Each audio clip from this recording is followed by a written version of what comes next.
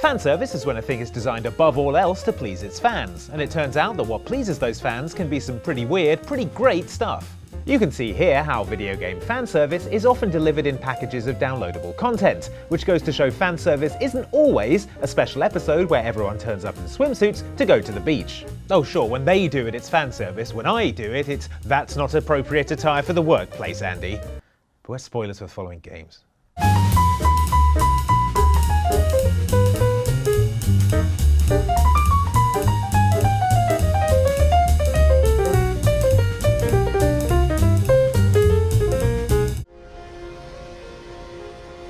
Shepard, you need a place that's yours. Somewhere to recharge, clear your head. That's very generous. It's practical. We need you in the best shape possible. Rested, focused. We all need a vacation from time to time, and none more so than Mass Effect's Commander Shepard, who works harder than the Normandy's bedsprings. I like your outfit.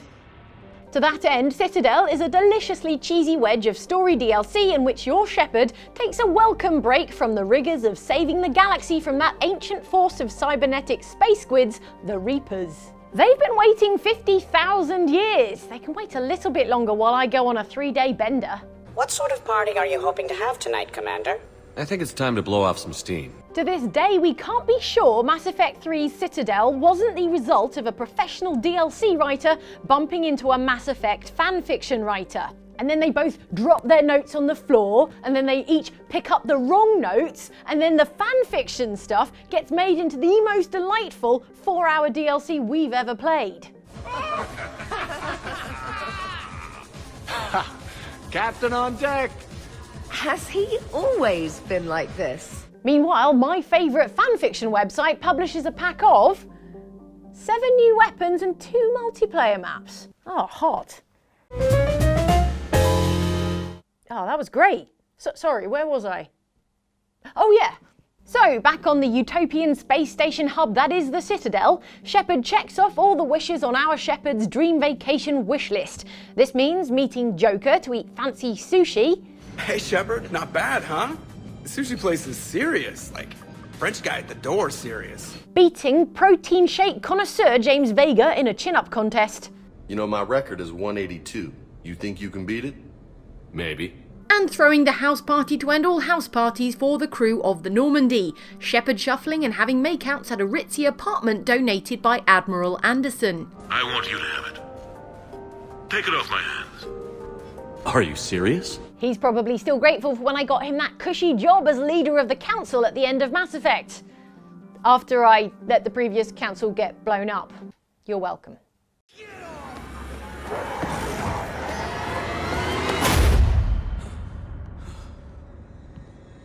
What the? Here comes a new challenger! The Dead Rising series has always been known for its winks to other Capcom games, from the Servbot heads and Blanca masks to a lunch spot called Jill Sandwiches, but one piece of DLC for Dead Rising 3 really took the cake. I am, of course, talking about Super Ultra Dead Rising 3 Arcade Remix Hyper Edition EX Plus Alpha. Thank you.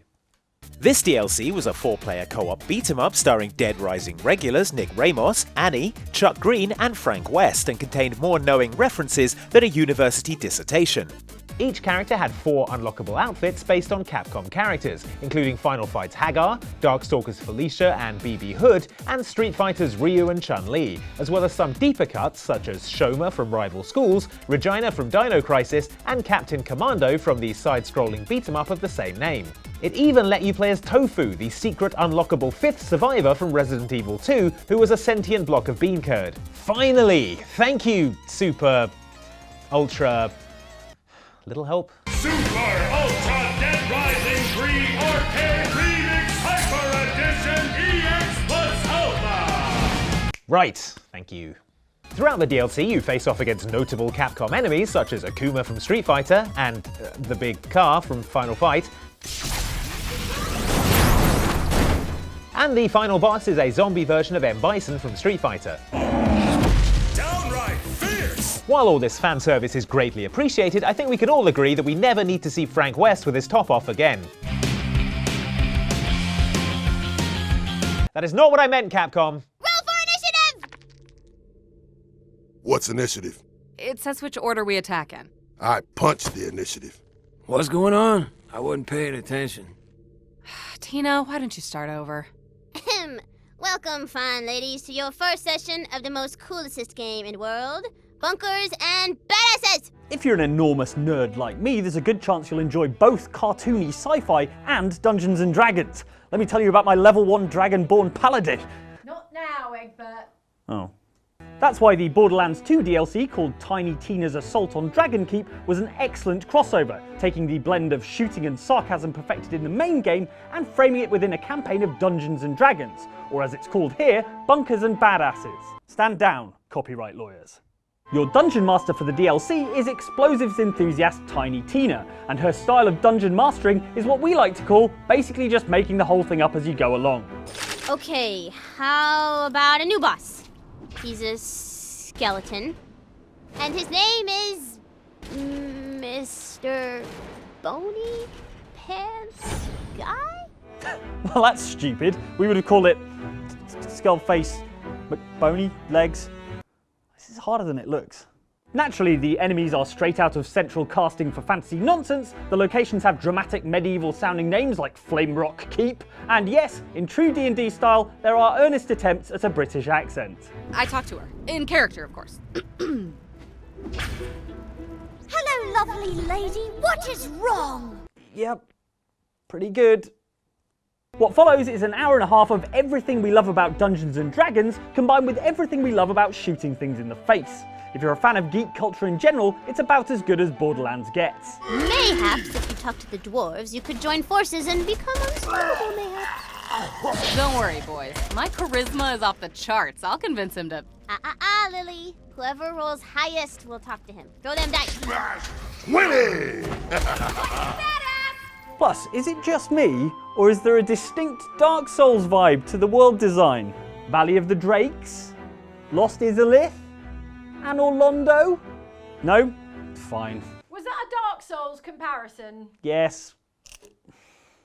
And the other one. Come and visit Blizzard World. New adventures are waiting for you. I can't wait to get on some rides. Downloadable Overwatch map Blizzard World asks the question, what if there were a Blizzard-themed amusement park? The answer to which is, I would be broke, because I would have spent all my money there. I would also accept it would make for the most fanservice-y Overwatch map of all time, however, as that is also correct. A fact that becomes apparent the moment you fire up a game. That's because the map is as crammed with fan-pleasing references as a World of Warcraft mage's inventory is crammed with mana potions. I told you no one gets your World of Warcraft references. L2P, nub. I refer you to my earlier comments. If you're anything like me, you'll get plenty out of this map, from the Hearthstone Tavern and Snacks from Ass Snack Bar, where guests can chow down on death wings, to the Heroes of the Storm Arcade, where Sombra seems to have somehow posted a high score of 9,999 points. I call hacks. The park's rides include World of Warcraft references Flight to Duskwood and Fargo Deep Mine, and the Diablo-inspired Reign of the Black King. And there is a whole land dedicated to StarCraft, if you prefer your Blizzard with a sci-fi flavour. In fact, the only Blizzard game that's slightly hard done by is the Lost Vikings, which is relegated to the Lost Property Office. But I guess you won't need it if you remember to keep all your Bay loggings with you. I told you no one gets your Lost Vikings references. Man, they cannot build that real-life Blizzard world soon enough. Spent so many hours in here, dreaming of my own adventures. Falling apart. Maybe I should just let my uncle have this place.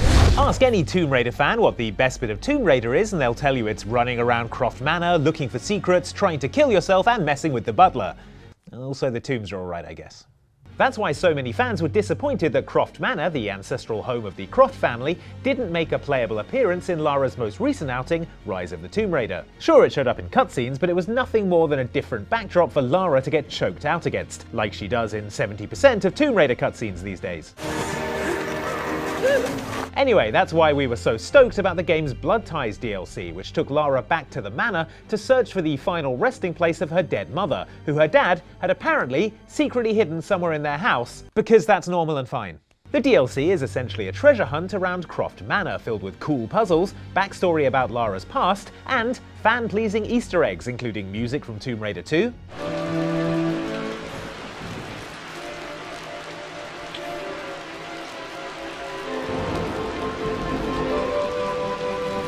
Lara's old bows, and a stuffed dinosaur. Our favourite bit of fan service, however, is the letter from Winston the butler to Lara's father, explaining how Lara had locked him in the walk-in freezer, something that every single person who played Tomb Raider 2 did. Don't lie.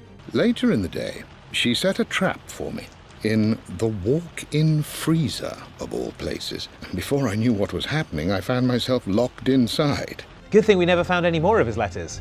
Who knows what they'd say? My lord, I hope this letter finds you well. Today, Lara jumped in and out of the pool 100 times because she read on an internet forum that it would make her clothes fall off. Please, consider a call as soon as you're able.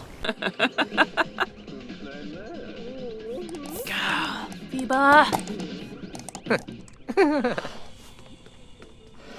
The Sims 4 Laundry Day Stuff DLC is the very definition of fan service because EA actually asked the fans what they wanted it to be. Wow, that was brave. Every element of the Laundry Day Stuff DLC was decided in 6 rounds of voting with over 750,000 votes cast, for everything from the art style right down to the icon. Well, that's easy. Oh no, wait. Oh, they're all really good.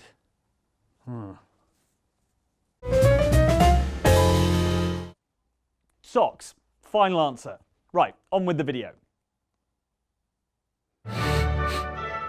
Woo! Roger! Included in the pack were rustic furnishings and country-style outfits, but the key addition to gameplay, as decided by the fans, was the ability to wash, dry, and wait for it, fold your clothing, adding an extra layer of the humdrum busywork that makes The Sims so weirdly compelling. And all for the very reasonable price of $9.99. And you can tell the Laundry Day Stuff DLC was a big deal for the Sims 4 community from the euphoric trailer.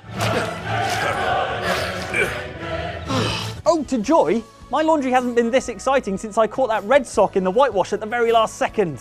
The existence of the Laundry Day pack is even more amazing when you consider the other voting options on the table, including a wedding-themed pack or one inspired by 1980s arcade culture. How often does a games community actually get to steer the development of a DLC pack with this level of control?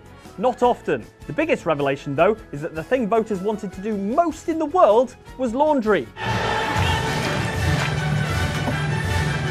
Guys, I've got tons of laundry you can do. Weeks worth. I won't even charge you the $10. Just do your laundry. Okay, fine.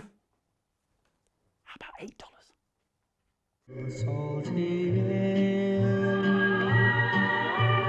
You turn to me with a kiss in your eyes, and my heart feels a thrill beyond compare.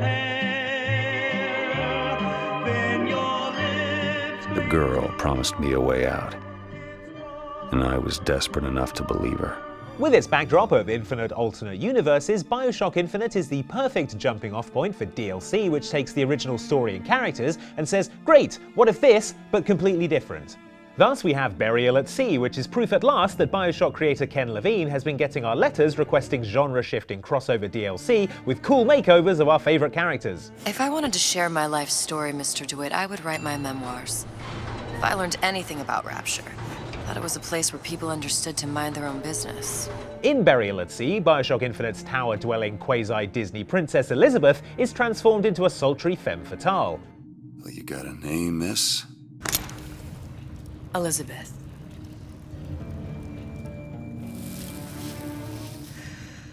And heretofore protagonist, Booker DeWitt, has somehow become a film noirish private detective.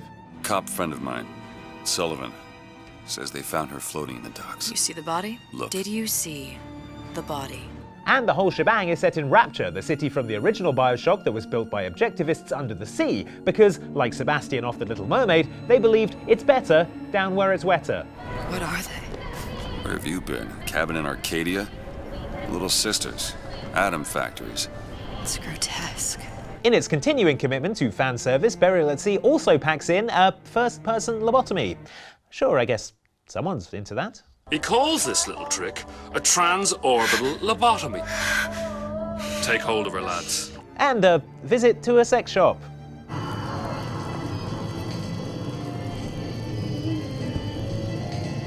Man, is there anything they couldn't do with plasmids? Create a functioning society? Oh yeah. Disappear from sight, see through walls, and sneak up on your foes.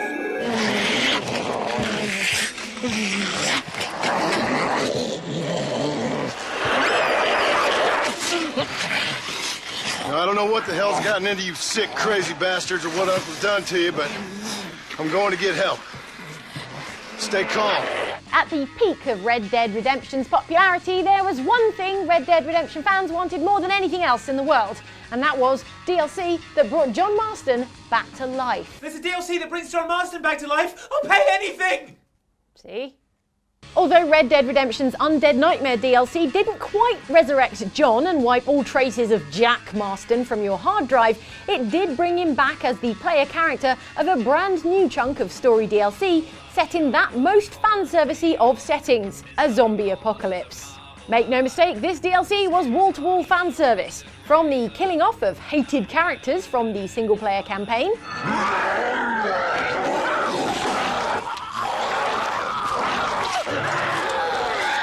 to the awesome new mounts based on the horses of the apocalypse.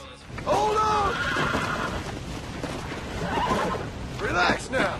Nearly there. To the ability to finally find and hunt Sasquatches, something Rockstar fans had been trying to do ever since Grand Theft Auto San Andreas. I got one, mister. Hey, I got one. Got what, mister? The damn Sasquatch. The filthy thing was going to eat my dog when this girl hollered out, and I shot the thing right through the heart. Boom, like that. And the pièce de résistance was, as it so often is, a rideable unicorn. Finding and taming this mythical beast even got you an achievement called Fan Service. I mean, shame us all you want, Rockstar, we don't care. We've got a unicorn.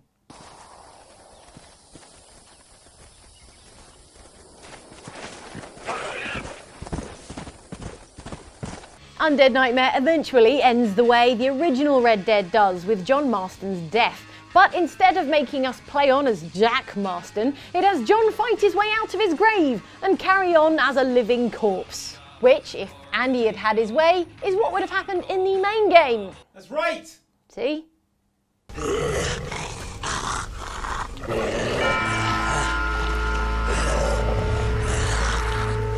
Wow, all those DLCs were good, weren't they? They were fun to think about, all the fan service that went on. Do you remember in the past, there wasn't DLC, was there? You just had secret levels. And that's what this video up here from us is about. It's about secret levels that would be DLC nowadays. But if you don't fancy hearing more about DLC, you want something completely different, down here is a video from Outside Extra about creepy Pokemon backstories. They look cute, they're not. Weird stuff going on. So yeah, have a look at that. Or don't if you want to continue to enjoy Pokemon.